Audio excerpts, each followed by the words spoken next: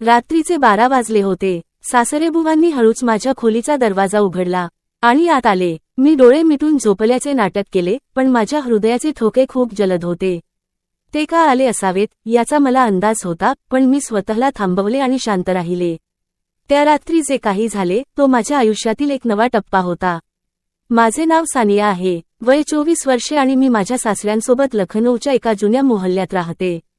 गल्ली अरुंद आहे, घर जुने आहे, पण आमच्या दोघांच्या मनात ज्या भावना आहेत त्या मात्र ताज्या आहेत. 1.5 वर्षापूर्वी माझ्या सासूबाईंना कर्करोगाने आमच्यापासून हिरावून घेतले आणि माझे पती ते तर 3 वर्षांपूर्वी एका बाईक अपघातात मला एकटे सोडून गेले. तेव्हापासून मी आणि सासरेबुवा एकमेकांच्या आधाराने या छोट्या घरात आयुष्य जगत आहोत. मी दिवसभर एका कॉल सेंटरमध्ये काम करते आणि घरी परतल्यावर स्वयंपाक, बाजार सगळं काही सांभाळते. सासरेबुवा पूर्वी खूप रुबाबदार व्यक्ती होते. मोहल्ल्यात त्यांच्या बोलण्याला वजन होते. दररोज संध्याकाळी चौपालावर मित्रांसोबत हास्य, विनोद, जुन्या गोष्टी आणि त्यांचा आवाज घुमायचा. पण सासूबाईंच्या गेल्यानंतर ते जणू शांत झाले. दिवसभर आपल्या खोलीत किंवा टीव्हीसमोर जुने क्राईम शो बघत बसायचे. त्यांच्या डोळ्यांत एक वेगळीच वेदना होती, जी मला रात्री झोपू देत नव्हती. मी विचार करायची, मी त्यांचे हे दुःख हलके करू शकेन का? त्यांच्या आयुष्यात पुन्हा एखादा प्रकाश आणू शकेन का? एका रात्रीची गोष्ट आहे. रात्रीचे साधारण 2 वाजले होते. मी पाणी पिण्यासाठी उठले. घरात पूर्ण सन्नाटा होता, फक्त बाहेरच्या रस्त्यावर कुत्र्यांचा आवाज येत होता. सासरेबुवांची खोलीवर होती आणि माझी खाली. तेवढ्यात वरून काहीतरी पडल्याचा आवाज आला. माझे हृदय धस झाले. काय झाले? मी घाबरत दबक्या पावलांनी वर गेले. त्यांचा दरवाजा हलकासा उघडा होता. मी हळूच डोकावले. सासरेबुवांनी त्यांच्या मोबाईलची टॉर्च लावली होती. एका हातात मोबाईल होता आणि ते काहीतरी बघत होते. दुसरा हात त्यांच्या छोट्या पाप्पू वर होता. कदाचित ते मालिश करत असावेत. त्याचवेळी त्यांच्या हातून जवळ ठेवलेला ग्लास खाली जमिनीवर पडला, पण त्यांना ते जाणवले नाही. सासरेबुवा व्हिडिओ बघत पप्पूची मालिश करत होते, म्हणून मी तिथेच थांबून कोणताही आवाज न करता त्यांना बघत राहिले. थोड्या वेळाने जेव्हा पप्पूची मालिश व्यवस्थित झाली, त्यांनी मोबाईल बाजूला ठेवला आणि तसेच झोपून गेले. मी हळूच तिथून बाजूला झाले आणि खाली माझ्या खोलीत आले. खाली येऊन मी जे पाहिले आणि अनुभवले त्यावर विश्वास बसत नव्हता की सासरेबुवा असे काही करू शकतात. पण मग मी विचार करू लागले की हे तर स्वाभाविक आहे, यात जास्त विचार करण्यासारखे काही नाही. माझ्या हृदयात जणू एक तार छेडली गेली. ते एकांतपणाने त्रस्त होते, पण आपले दुःख लपवत होते. मी विचार करू लागले, मी त्यांच्यासाठी काही करू शकते का? मी त्यांना तो अहसास देऊ शकते का, जो आता त्यांच्या मनात कुठेतरी हरवला आहे? दुसऱ्या दिवशी सकाळी मी काहीतरी करण्याचा निर्णय घेतला. मी त्यांच्या आवडीचे बटाट्याचे पराठे बनवले आणि सोबत आल्याचा चहा. जेव्हा मी त्यांच्यासमोर ठेवले तेव्हा ते आश्चर्यचकित झाले.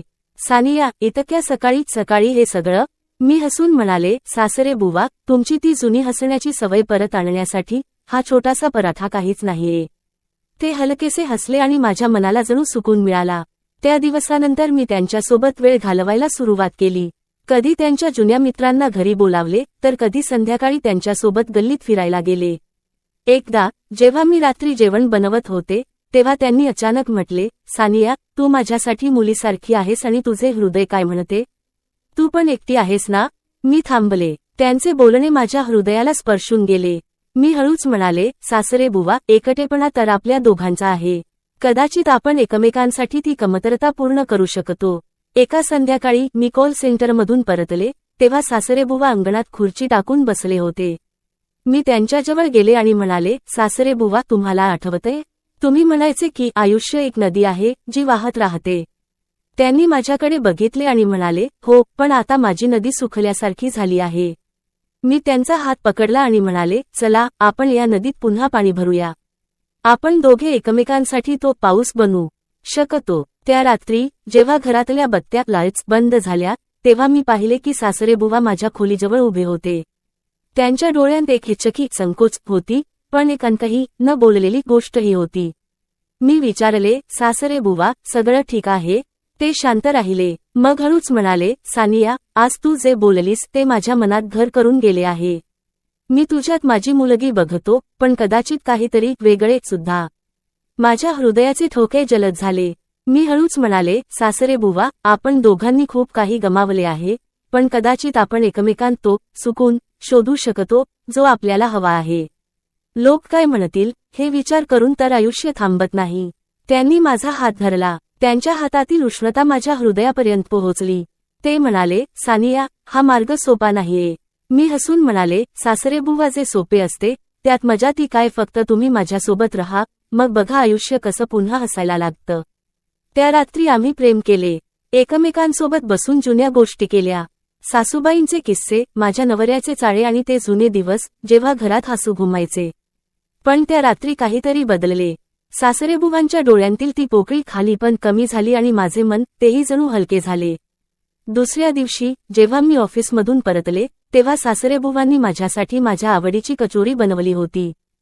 सानिया, आज तुला काहीतरी तिखट खायला हवे, ते हसून म्हणाले. मी उत्तर दिले, सासरेबुवा, तुम्ही तर माझ्या आयुष्यात आधीच तडका चमचमीतपणा दिला आहे. ती एक नवीन सुरुवात होती. ना कोणते नाव, ना कोणते नाते, फक्त दोन हृदय जे एकमेकांचा आधार बनले होते. बाहेरची दुनिया तशीच होती. जर तुम्हाला अशा आणखी मनोरंजक आणि संदेश देणाऱ्या कथा ऐकायच्या असतील तर माझ्या चॅनेलला नक्की सबस्क्राईब करा. बेल आयकॉन दाबायला विसरू नका, जेणेकरून तुम्हाला माझी प्रत्येक नवीन कथा वेळेवर मिळू शकेल.